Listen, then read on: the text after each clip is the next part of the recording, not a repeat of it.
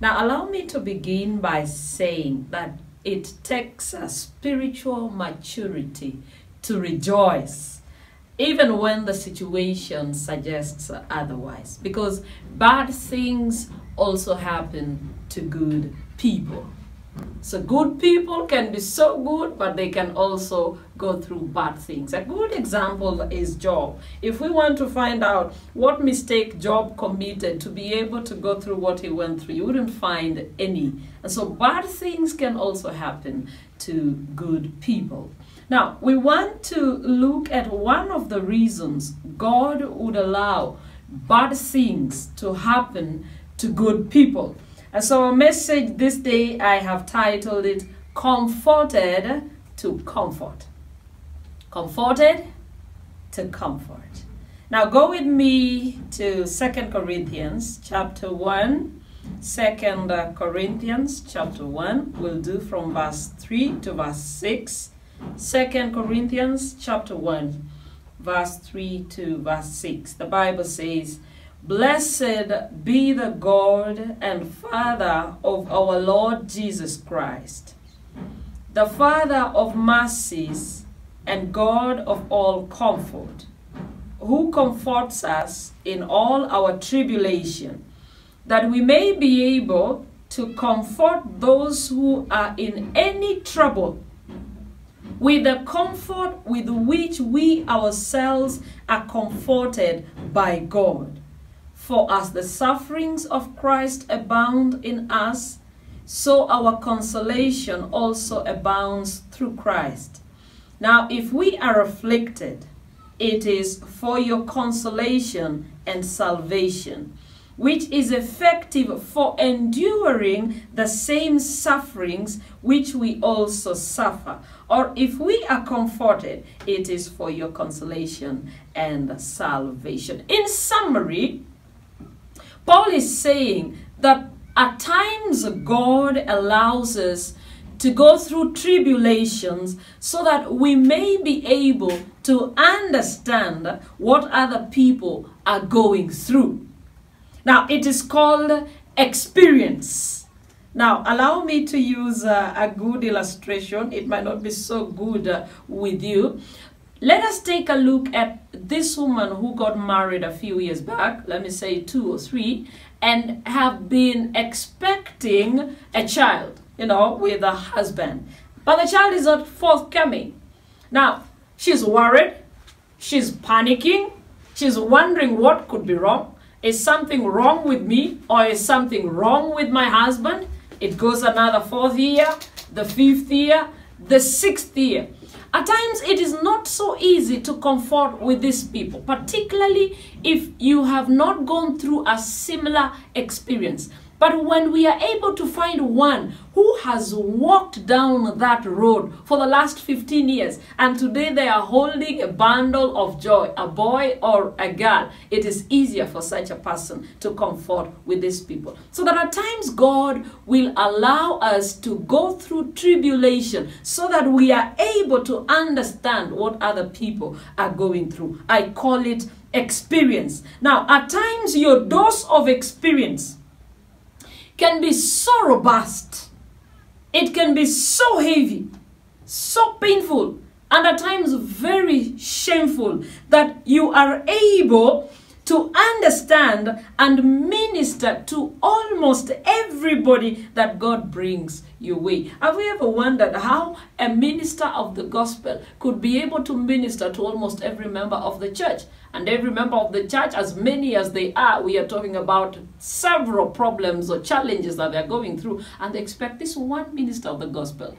to minister to them. Chances are you'll have to have a very robust experience, a very at times painful experience. For some of us, it can be so shameful, it has to be heavy. Now, this experience, at times again, you might have to gain it within a very short time of your life. You're hardly 40, but what you have gone through, only people who have lived 60 and above have gone through. And at times you sit down with someone and you counsel with them, you comfort with them. They're wondering, are you talking about an experience you have had? Because they're looking at your age and it does not measure up with the kind of experience you're talking about. There are times that God would allow you to have this robust experience compressed within a very short time of your life. Now, Paul goes on to say that God allows our lives to be broken so that he can give us comfort. And not only comfort for us, he says, but for those who are in any trouble. But why would God not just comfort these other people directly? Allow me to read it again. That should be in verse 4. Who comforts us in all our tribulation, that we may be able to comfort those who are in any trouble. I'm asking, why can God just comfort them the way he has also comforted us? It is either they are spiritual babes or they are non-believers. There is a spiritual realm that only God in his wisdom decides who gets there, because it can blow up your mind. There are places God takes some of his children and he cannot allow every one of his children. And in his wisdom and love, there are places that he chooses for some of us to be able to get into. Otherwise, anybody else, it might blow up your mind. You will only get there when you attain some level of spiritual maturity. And so God allows us to go through tribulation to give us a heart of compassion, a heart of love for people in the same situation. One time I was moving down to my house, and I'd passed a place. I saw some ladies selling some vegetables. I thought of buying some, so I went by the roadside and I bought the vegetables. But she looked to me like someone who was going through a lot of things. It was the first time we were meeting. We didn't talk about it. I bought my vegetables and I went home. Over time, as I passed that place, at times I see her, you know, she's seated, but you can tell her mind is so far. She lives in a mabati house, so small. It has no fence. It's actually at the roadside. So this one particular time, I find her with her children. And then I ask her, Mama, what are you thinking about? You seem to be thinking so much. She tells me, what can I do? Because she's speaking in Swahili. What can I do with all these children to take care of? And I have no one to help me take care of them. If I don't sell this, then I have every reason to worry about the next meal. And quickly I flashed back at a similar situation I had gone through. A horrible situation that today has made me understand what it means to lack a meal, what it means to have a meal in the morning and you're not sure of what you'd want to eat at lunch hour. You have a meal at lunch, but you're not sure of what you'd have to eat in the evening. You're not sure. And you have children around you that need to be fed. And so it's clear that God would allow us to go through tribulation to give us a heart of compassion. If you've not gone through it, there is no way you will feel something for anyone. And we are also able to be moved with love for people in the same situation. You have been in the same place. You have walked down that road. You have worn the same shoe. It is easy for you to understand what they're going through. And so many of us can only sympathize with other people's situation. You know, the thought of, wow, that's tough, but I wish or I hope it's not me. That is to sympathize. But we never empathize, because empathy moves one with compassion, to be able to help out. It's not just about, wow, this is not me, but it's about, I think I've gone through a similar thing, and I would want to extend a hand so that I can pull out my sister, I can pull out a brother from the kind of mess that they are in. If that be the case, then you and I need to know that there can be no Christianity without its cross. And the answer to this suffering lies in endurance. If I must suffer in this life to be able to understand what people are going through, then I need to know that what I need to put on or have is endurance. And so the keynote to this term, endurance, is not some grim, bleak acceptance of trouble, but triumph. Now, there are times you can be so content with your situation until it doesn't matter anymore. That is not what we are talking about. We are talking about accepting your situation with a surety, or with an assurance that there is triumph at the end of the road. It describes the spirit which can not only accept suffering, but also triumph over it. I know I'm going through it, but I will triumph over it. It's different from when you know, I am in this, I'm not even sure when it will end. That is different. In fact, when you're sure of triumph, it doesn't matter how long it takes. It does not. We all know the devil is a defeated foe. We already have victory, for sure. But why is it at times we fight like the battle has just begun? Why is it at times we fight like we don't have this victory yet? Now, the devil was defeated by Christ on the cross and in his resurrection, and we have victory. And so we don't fight for Calvary. We fight from Calvary. We don't fight for victory. We already have it. We fight to protect our victory that we already have. Now, the devil is like a dead snake. Now, a snake that you've just killed, at times you'd actually touch it and it would be wagging its tail. But at times we are so afraid, but it's a dead snake. Only that it's wagging its tail. And that is how the devil is. The devil is like a dead snake. What remains of him is a wagging of his tail. And so the Christian, therefore, is an athlete of God whose spiritual muscles become stronger from the discipline of difficulties. How else do you exercise your spiritual muscles if all the time you are having good times? Spiritual muscles can only be strengthened, can only be flexed properly when we go through difficult moments.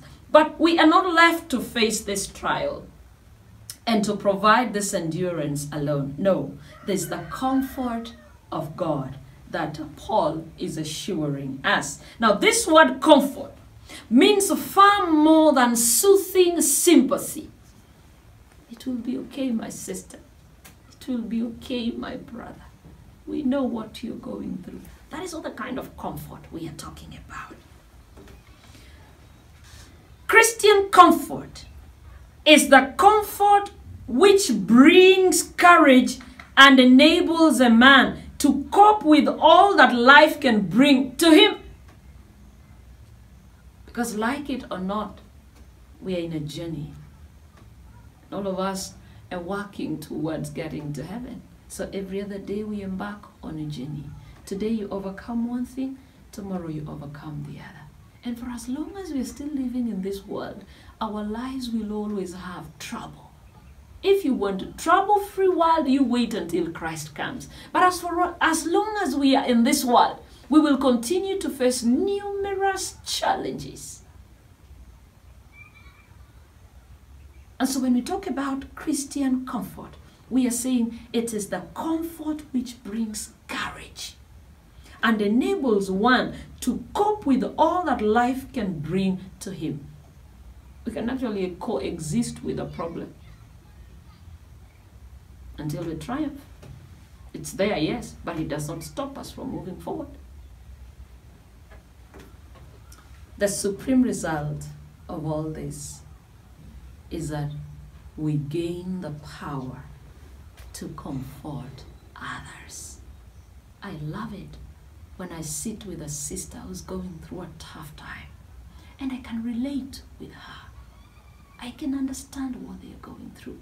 You speak from a point of victory at times. At times you've not even triumphed yet. No.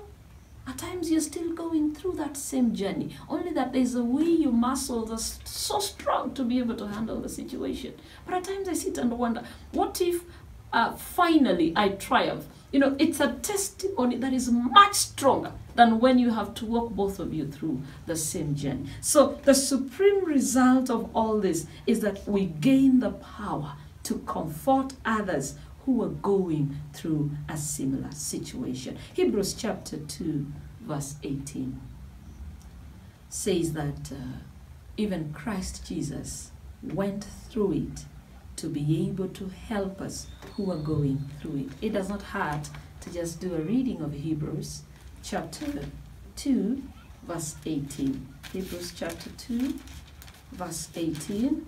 The word of the Lord says, 2:18, for in that he himself has suffered, being tempted, he is able to aid those who are tempted. Lovely.